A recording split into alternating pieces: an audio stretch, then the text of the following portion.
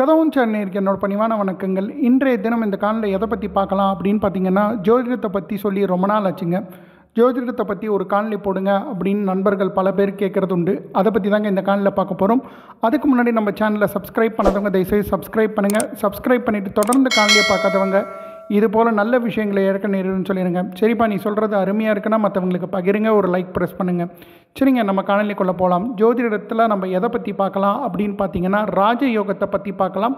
ராஜயோகத்திலேயும் பலவிதமான ராஜயோகம் இருக்குது. பணப்புழக்கம் தரக்கூடிய ராஜயோகம் எப்படி இருக்கும், ஒரு அமைப்பு எப்படி இருக்கும், இவங்க இருக்கும் பொழுது நல்ல பணப்புழக்கம் அந்த இடத்துல இருக்கும் அப்படின்ற ஜாதகத்தை எப்படி கணிக்கிறது அப்படின்னு பார்த்தீங்கன்னா, தரக்கூடிய தனஸ்தானம்னு சில ஸ்தானங்கள்லாம் இருக்குங்க. அந்த ஸ்தானம் எது எதுன்னு பார்த்தீங்கன்னா, லக்னத்திலேருந்து 2ஆம் இடம், 5ஆம் இடம், 8ஆம் இடம் மற்றும் 11ஆம் இடம், இந்த 4 ஸ்தானத்தோட அதிபதி கேந்திரத்தில் இருந்தால் இந்த பணப்புழக்கம் இருக்கக்கூடிய ராஜயோகம் அமைதுங்க.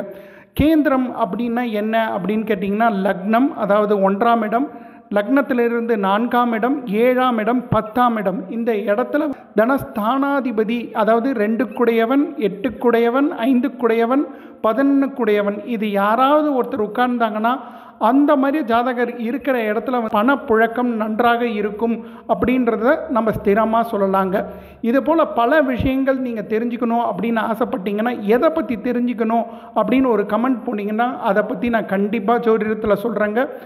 இந்த காணொளி பிடிச்சிருந்ததுன்னா லைக் பண்ணி மற்றவங்களுக்கு பகிருங்க. நன்றி, வணக்கம்.